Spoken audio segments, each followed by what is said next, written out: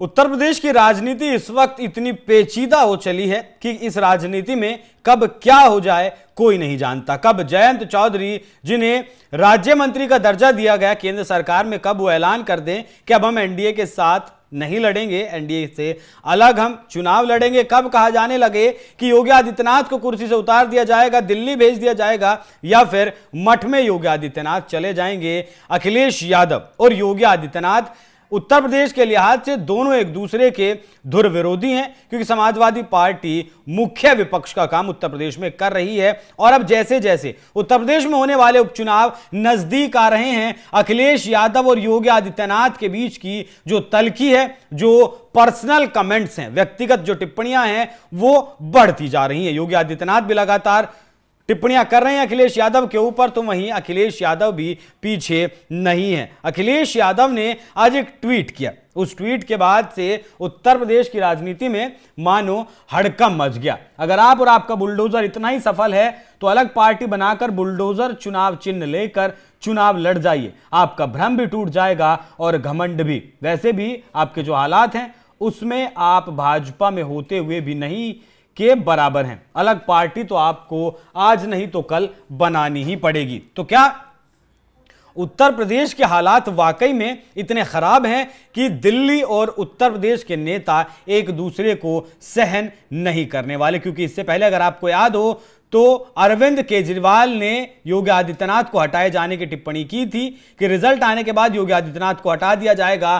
तब से लेकर आज तक रह रहकर वो चर्चा अक्सर उठती रहती है। और अब अखिलेश यादव का दावा कि आपको अलग पार्टी तो बनानी ही पड़ेगी। हालांकि इससे पहले भी एक बार योगी आदित्यनाथ खिलाफत बीजेपी से कर चुके हैं, तब भी काफी मान मनोबल के बाद बीजेपी के साथ योगी आदित्यनाथ चुनाव लड़ने के लिए तैयार हुए थे। तो क्या एक बार फिर जो चिंगारी अखिलेश यादव ने लगाई है, कहीं वो आग में तो तब्दील नहीं होगी? एक बार मैं आपको दिखाता हूं किस तरीके से अखिलेश यादव भी पर्सनल कमेंट योगी आदित्यनाथ पर कर रहे हैं।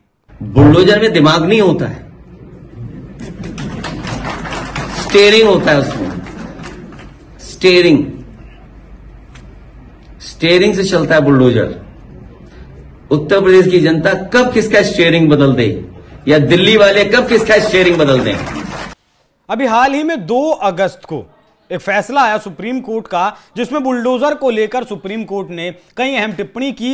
लेकिन योगी आदित्यनाथ की सरकार जो बुलडोजर कार्रवाई कर रही है उसकी तारीफ सुप्रीम कोर्ट में की गई। जिस तरीके से पहले योगी आदित्यनाथ की सरकार किसी भी अवैध निर्माण को ढहाने से पहले उसके मालिक को नोटिस भेजती है, पूरी कानूनी प्रक्रिया का पालन करती है, उसके बाद नोटिस भेजती है, तब जाकर कहीं अवैध निर्माण को ध्वस्त किया जाता है। लेकिन मध्य प्रदेश और राजस्थान से जिस तरीके से जो 2 घटनाएं सामने आई, उसके बाद मामला सुप्रीम कोर्ट गया और उसी को लेकर सुप्रीम कोर्ट की टिप्पणी आई क्या बुलडोजर को लेकर भी नई गाइडलाइन तैयार करनी पड़ेगी। इसी को लेकर अखिलेश यादव ने पर्सनल कमेंट किया है योगी आदित्यनाथ पर कि बुलडोजर में दिमाग नहीं होता, बुलडोजर में स्टीयरिंग होता है, और कब स्टीयरिंग से उतार दिया जाए। लगातार अब अगर अखिलेश यादव के बयानों पर गौर करेंगे तो योगी आदित्यनाथ के बारे में जो बयान दिए जाते हैं उनमें हर बार योगी आदित्यनाथ को हटाए जाने की बात अखिलेश यादव कर रहे हैं। अब कितनी सच्चाई कितनी नहीं वो तो आने वाले वक्त में पता चलेगा। लेकिन पहले आप एक बार सुनिए किस तरीके से योगी आदित्यनाथ ने चाचा और भतीजा पर नाम लेकर सीधे तौर पर वार किया है। मैं लखनऊ में नियुक्ति पत्र दे रहा था, उसमें कौशाम्बी के भी नौजवान थे, फतेहपुर के भी थे, सोनभद्र के भी थे, मिर्जापुर के भी थे, चित्रकूट के भी थे, चंदौली के भी थे, भदोही के भी थे, बिजनौर के भी थे, सहारनपुर के भी थे, ललितपुर के भी थे और महोबा के भी थे। हर कोने से आज युवा भर्ती हो रहा है, उसको नौकरी मिल रही है। और पहले तो चाचा भतीजे के द्वारा कैसी लूट मचाई जाती थी कि जाकर के वसूली करते थे, एरिया बांट दिए जाते थे, किधर चाचा जाएगा, कहीं भतीजा, कहां भतीजा जाएगा, कहां पर दूसरा भतीजा जाएगा, कहां पर। ये सब महाभारत के रिश्ते एक साथ टूट पड़ते थे, अलग अलग जनपद और कमिश्नरी बांट दी जाती थी, वसूली करते थे, और बाद में जब वसूली में कम और ज्यादा होता था तो चाचा को धक्का देकर बाहर कर दिया जाता था। बहनों और भाइयों, अब ऐसा नहीं होगा। यूपी में अब कोई वसूली नहीं कर सकता है। यूपी के युवाओं के भविष्य के साथ कोई खिलवाड़ नहीं कर सकता है। आज यूपी रेवेन्यू सरप्लस प्रदेश बन चुका है।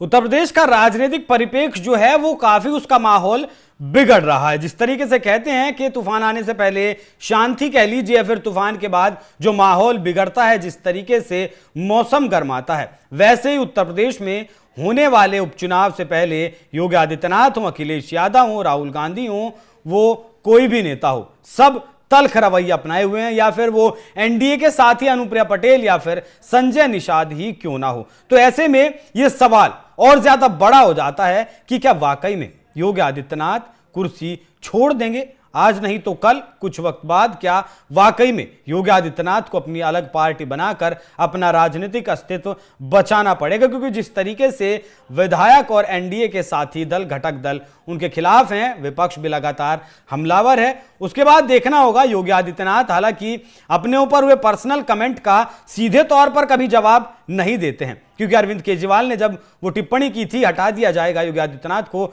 तब भी योगी आदित्यनाथ ने कोई टिप्पणी नहीं की थी। लेकिन जिस तरीके से योगी आदित्यनाथ फिलहाल के मौजूदा वक्त में काम कर रहे हैं, उसे देखते हुए ऐसा नहीं कहा जा सकता कि योगी आदित्यनाथ अभी कहीं जाने वाले हैं या फिर वो अपनी कुर्सी छोड़ने वाले हैं। लेकिन अखिलेश यादव लगातार तंज भरी भाषा में, तंज भरे लहजे में बात कर रहे हैं। और साथ ही अखिलेश यादव ने यह भी कहा, बुलडोजर के सवाल जब उनसे बुलडोजर का पूछा गया, तो अगर नक्शे का ही सवाल है तो सरकार बता दे कि मुख्यमंत्री आवास क्या नक्शा बनाकर बनाया गया है। अगर है तो उसके कागज दिखा दिए जाएं, या फिर यह जानबूझकर किसी को नीचा दिखाने के लिए किया जा रहा है। डीएनए वाले बयान पर भी कहा अखिलेश यादव ने कि समाजवादियों के डीएनए में क्या है, कम से कम डीएनए का फुल फॉर्म तो बता दें। जहां तक बुलडोजर का सवाल है तो कैसा न्यायालय का बुलडोजर चला, क्या बुलडोजर नहीं चल सकता? जो लोग बुलडोजर लेकर डराते थे, जगह जगह लोगों के घर गिरा देते थे, तो क्या नक्शा मांगते थे? तो क्या अखिलेश यादव जी,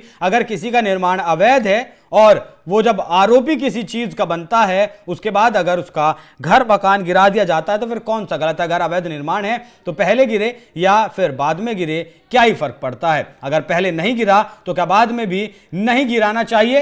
राजनीतिक बयानबाजी है लगातार चल रही है और पलटवार भी चल रहा है। अखिलेश यादव वार कर रहे हैं तो योगी आदित्यनाथ भी पलटवार कर रहे हैं, लेकिन अब सीधा कुर्सी पर अटैक किया है, पर्सनल अटैक किया है। अब देखना होगा कि ये जो भविष्यवाणी, जो भविष्यवक्ता बने अखिलेश यादव, योगी आदित्यनाथ कुर्सी से उतरते हैं, अपनी अलग पार्टी बनाते हैं, या फिर जिस तरीके से वो काम कर रहे हैं उत्तर प्रदेश में वैसे ही करते रहते हैं। अखिलेश यादव के इस बयान पर क्या है आपकी राय?